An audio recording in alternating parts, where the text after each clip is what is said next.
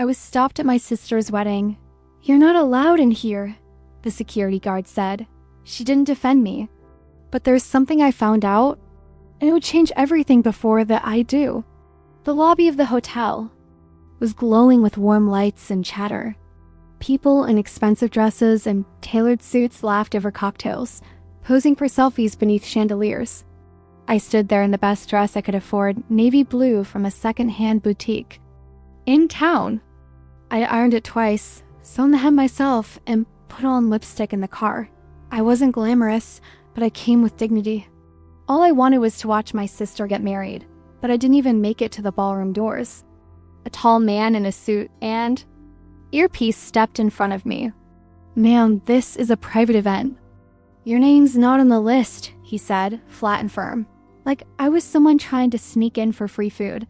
I glanced down the hallway, and there she was, Ashley, in a white lace gown, standing beside our mother and laughing with guests. She saw me, I know she did. Our eyes met for a second, and then she turned away like I was nobody. The sting of it hit harder than I expected. She didn't even flinch. Not one family member came forward. My cousin turned around and suddenly became interested in a flower arrangement. Our uncle took a fake phone call. There I was, the youngest sister, the invisible one, treated like a stranger. Like trash, but I wasn't just there to clap and cry during the vows. I found something. Something that would make this wedding impossible to finish with a clear conscience. Something that, if Ashley knew, might make her run from the altar instead of walking toward it. And in that moment, as I stood humiliated at the door, I made a decision.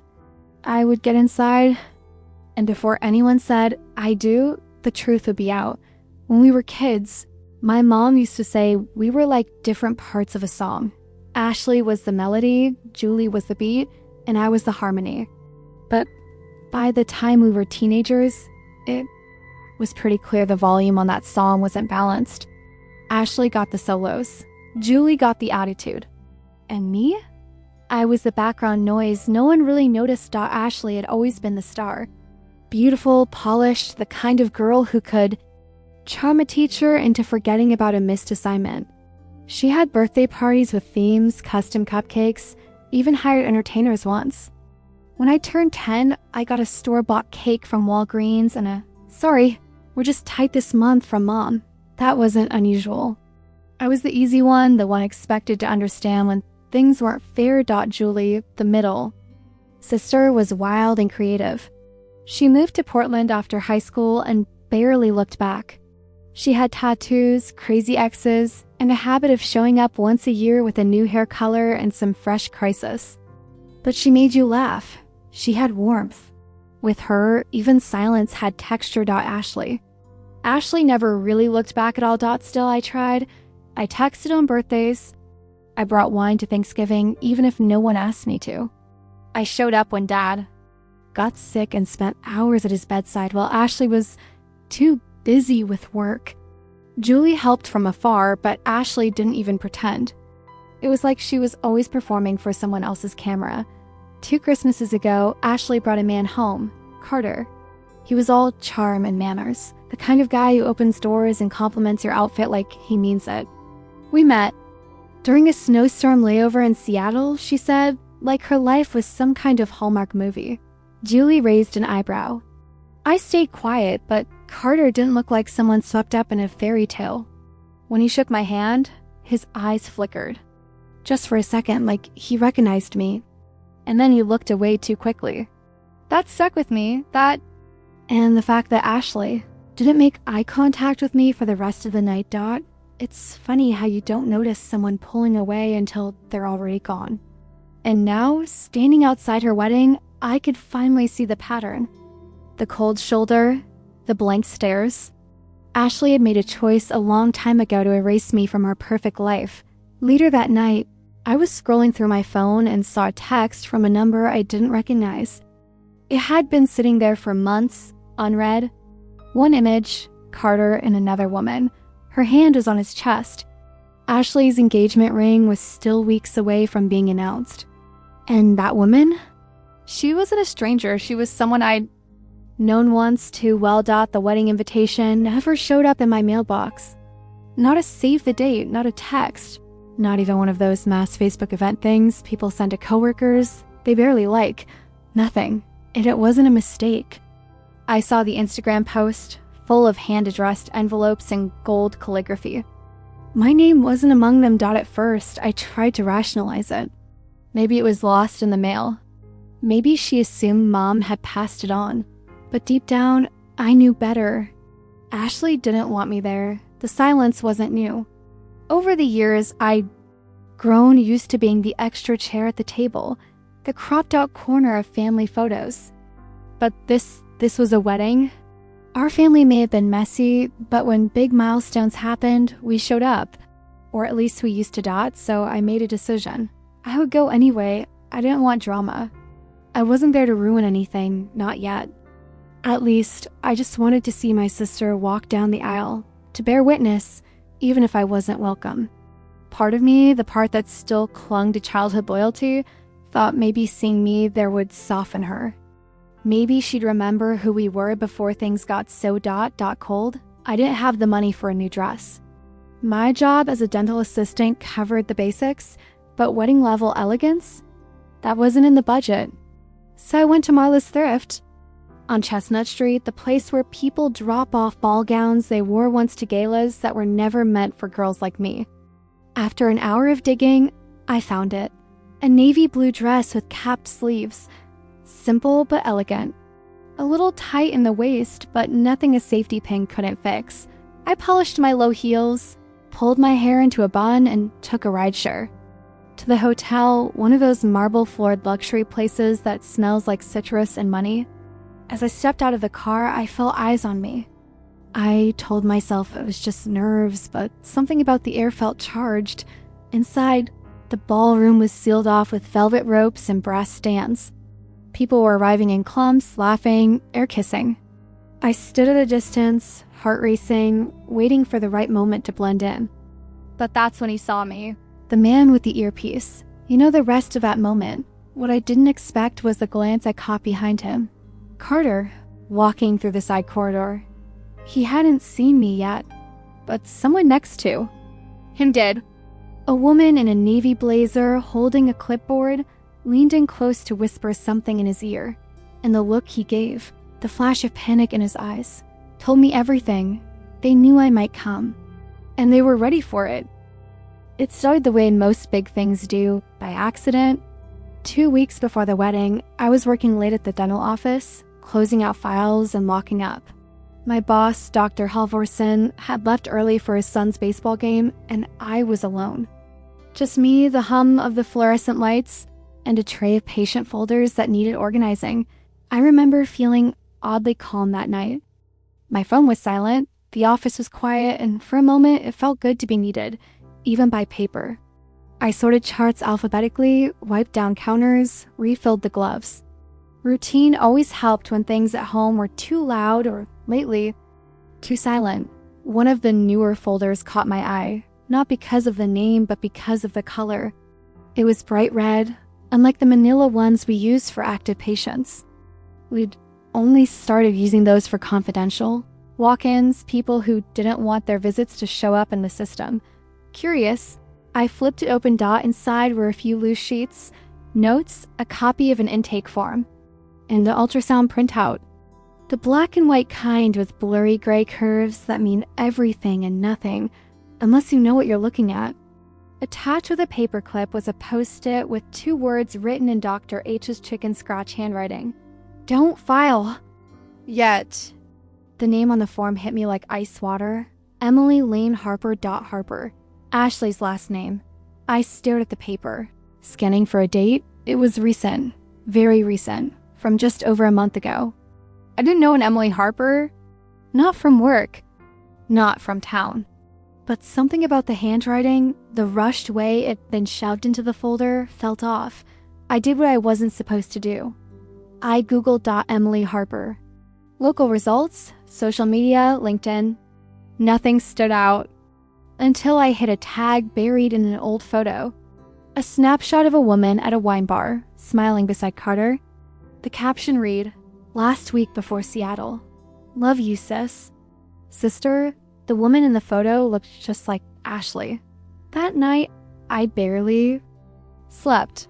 I kept seeing the ultrasound in my head, the grainy shape, the time stamp.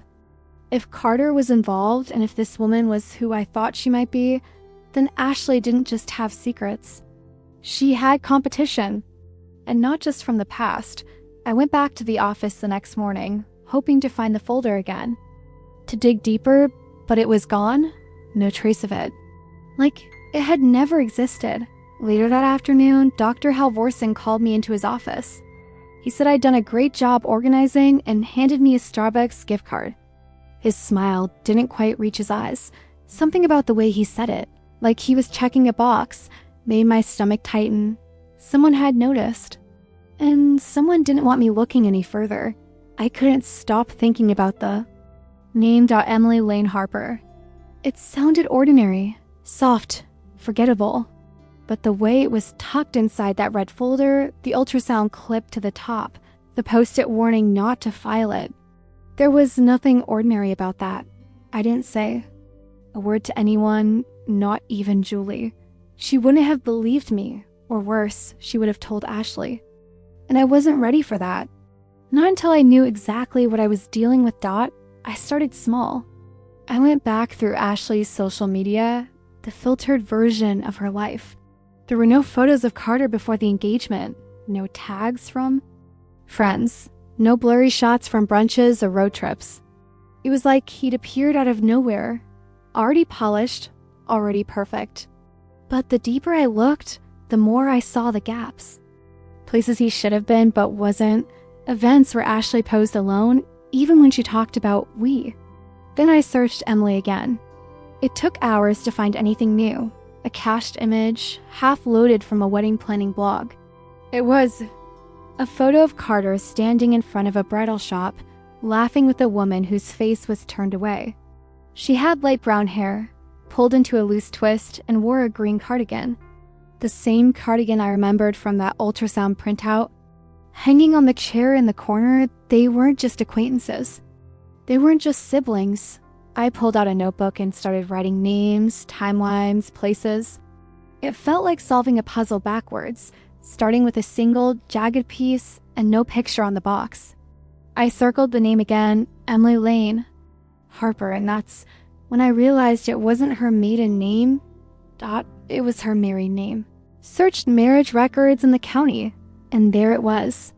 Emily Lane Anderson married Carter Elliott Harper 3 years ago. The document was public, simple, unassuming. The same man, the same last name, same birth date. No mistake, Carter was already married. The ultrasound wasn't a new secret. It was a continuation of an old one. I sat in my apartment shaking. My hands were cold. I didn't know whether to scream or cry or throw something. Ashley was marrying a man who already had a wife. And if the ultrasound was dated right, she might not be the only one. I thought about the wedding, about the people arriving, the champagne flutes clinking, the white dress, the music cued to perfection. How much of it was a lie? How long had Ashley known? Did she even care? And then the thought came, what if she didn't know? What if this was the first time I knew something Ashley didn't? That night, I stared at the dress hanging on my closet door. Navy blue, simple, clean. It had been my act of quiet resistance. But now it felt like armor. Because I wasn't just going to that wedding anymore. I was going to bring the truth with me, whether they were ready for it or not. People like to say that time heals everything, but it doesn't. Sometimes it just packs the pain away in neater boxes until something shakes the shelves hard, enough for one to fall open. Finding that ultrasound, discovering Carter's secret life, it cracked something in me. Not just because Ashley was marrying a liar, but because I recognized that black and white blur on the printout in a way most wouldn't. It looked exactly like the one I'd held in my own shaking hands. 11 years ago, alone in a bathroom stall behind the urgent care clinic off Route 7. Back then, I hadn't told anyone. Not Mom, not Julie, and especially not Ashley. She was studying abroad in Paris or pretending to. Her Instagram was full of empty espresso cups and fake candids. I was 21, working 2 part-time jobs and still living at home, sleeping on the pull-out couch because Ashley had temporarily reclaimed our shared room. The father, he didn't stick around long enough to learn the due date. I remember sitting across from Ashley at the kitchen table, trying to find the words. I was 3 weeks late. I felt it in my bones. But she was too busy complaining about how French men were more direct and how American guys were emotional toddlers. She never asked me why I was so quiet. She never noticed I'd stopped. Drinking coffee. I said nothing, and she filled the silence with stories about museums and croissants and a silk scarf that cost more than my car insurance. A week later, I lost the baby Dot. It happened quickly and then slowly. Pain first, then panic, then silence. I didn't go to the EA. I sat in the tub until the water turned pink, and then clear. I cleaned the towels, threw out the test, and told no one. The only trace was a dated sonogram that I folded into a jewelry box I never opened again. Ashley never asked, and I never gave her a reason to Dot, so when I looked at Emily Harper's scan, it hit a part of me I'd buried.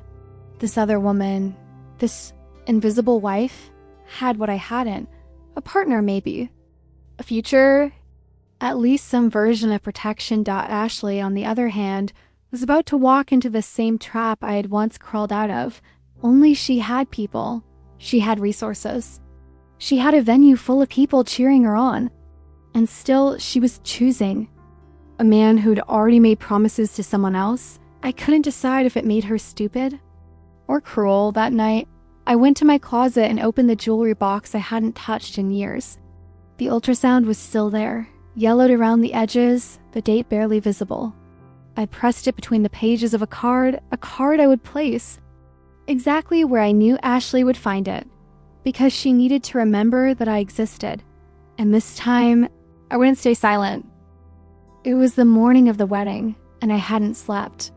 Not more than an hour, at least. I kept replaying every detail. The ultrasound, the marriage license, the woman in the photo with Carter, the missing folder. And most of all, Ashley's face when she saw me outside that ballroom. Like I was an error in her perfect day.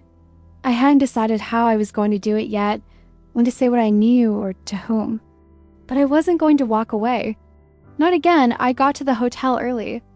I told myself it was to avoid traffic, but really, I needed time to think. I wandered the side garden near the valet entrance, just trying to breathe. That's when I saw him. The man in the gray suit. He looked like he belonged there, polished, calm, mid-40s with a neat beard and sharp shoes.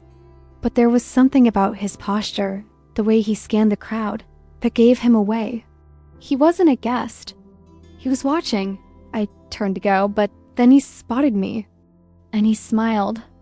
"Lauren," he said, like it was obvious. Like we'd met before. I froze. "Do I know you? We met once." "Sort of. I'm Carter's brother." That stopped me cold.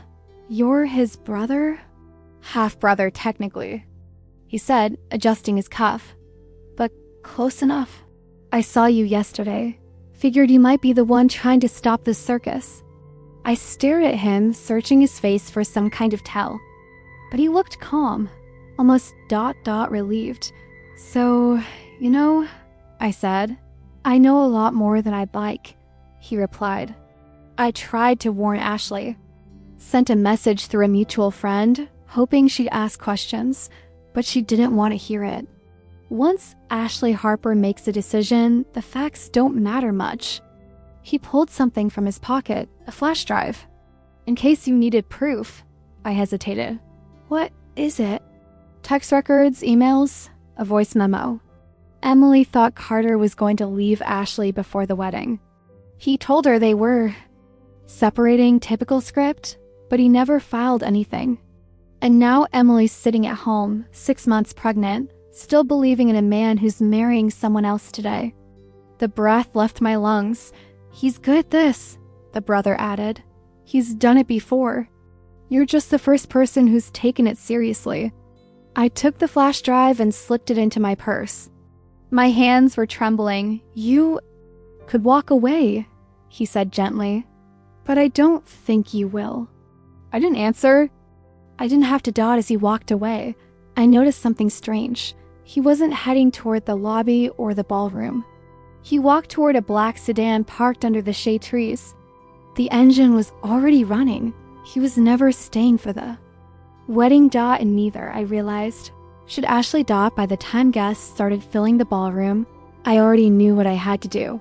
I'd spent the last hour in the hotel's side cafe, watching people arrive through the glass. Some I recognized, most I didn't. Everyone was smiling. Champagne flutes clanked. A string quartet rehearsed something classical.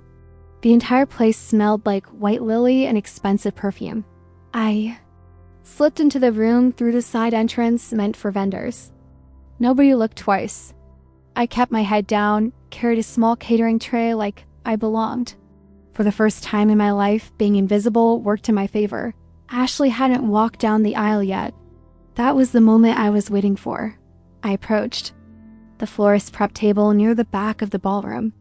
The bouquets were arranged by name, each labeled and flawless: white roses, baby's breath, pale blue hydrangeas. Ashley's was obvious. Bigger, brighter, adorned with a pearl-pinned ribbon. I reached into my purse, pulled out the envelope, and slid it inside the base of her bouquet, tucked between the stems and the ribbon's fold. It was unsealed just enough to be opened. With a tug, inside, a printout of the ultrasound, a copy of the marriage certificate, a list of dates, and Carter's face, smiling beside a woman whose ring still matched his. I didn't need to make a scene. Ashley wouldn't read it in front of everyone, but she would read it, and it would be too late to pretend she hadn't. I walked back into the hallway and leaned against the wall, heart pounding so hard I thought I might throw up. My hands were shaking. My knees felt weak, but I wasn't scared, not anymore. 10 minutes. Later, the music shifted. The doors opened. Everyone turned to face the aisle. Ashley appeared, glowing under the soft lights, her gown trailing behind her like a cloud. She looked breathtaking. I saw her glance down at her bouquet. Her fingers brushed the envelope. I watched her pause just for a second, and then keep walking. She hadn't read it yet. I wasn't sure if she would stop the ceremony or fall apart after. Maybe she'd hide it, burn it, pretend none of it existed. But I knew this. When Ashley looked back on today, it wouldn't be about the flowers or the vows. It would be about that envelope. And just as she reached the altar, Carter turned to take her hand, and for a moment his smile cracked. Just barely. He'd seen me, and he knew. The minister began speaking. His voice echoed through the ballroom, rich and rehearsed. "Dearly beloved, we are gathered here today." Ashley stood still at the altar, bouquet in hand. She hadn't looked down yet. Not really. But I could see it in her grip, the way her fingers curled tighter around the stems. She felt it there, pressing into her palm like something sharp. Carter kept glancing at her, then at the crowd, then back. He wasn't calm anymore. That polished confidence had slipped. His mouth twitched. His fingers tapped against his side. No one noticed me at the back of the room. No one except him. I thought Ashley might go through with it anyway. Say the vows, seal the lie, pretend her perfect day was still perfect. She'd done it before. Smiled through disasters, rewritten history in real time. She was good at it, but then, somewhere between for better or worse, and in sickness and in health, she shifted. She looked down. Her fingers moved slowly, pulling at the edge of the ribbon. The envelope slid free. She stared at it for a long moment, long enough for the music to falter and the minister to hesitate. Whispers rippled through the rows of guests. A baby started to cry. The quartet stopped playing. Ashley opened the envelope. I watched her face go blank, then red. Then something I hadn't seen in her in years: confusion. Real, raw confusion. Not the kind she faked to get out of arguments or dodge blame. This was different. Her eyes moved quickly over the papers.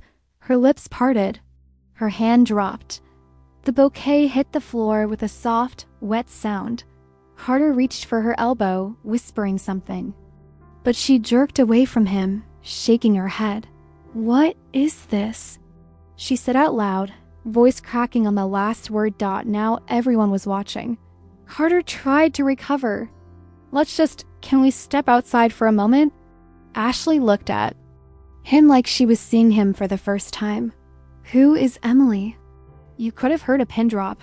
I asked you a question, she said again, louder now. Who is Emily, Carter? He didn't answer. She turned to the crowd, to our mother, to the guests, to the cameras still rolling for her wedding highlight reel. My fiancé is already married, she said, voice shaking. He has a wife and a baby on the way. Someone gasped. The minister stepped back. A chair scraped against the floor. Ashley's eyes scanned the room. And then she saw me. For once, she didn't look away. We stared at each other for a full second, too, and something passed between us. Maybe it was anger, maybe it was shame. Maybe just the memory of being two girls in the same twin bed, whispering secrets under the covers. But she didn't say thank you. She didn't say anything at all. She walked out of the ballroom alone. Carter hesitated, frozen, before chasing after her. The guests sat in stunned silence. And me? I walked outside into the afternoon light, heels clicking against the marble floor, heart lighter than it had been in years. For the first time in a long time, I hadn't waited to be invited. I'd written myself into the story. If you've made it this far, it means this story touched you in some way. So don't leave without subscribing. It really helps the channel and keeps me motivated to share more stories like this. And tell me in the comments, where are you watching from? And which part of this story moved you the most?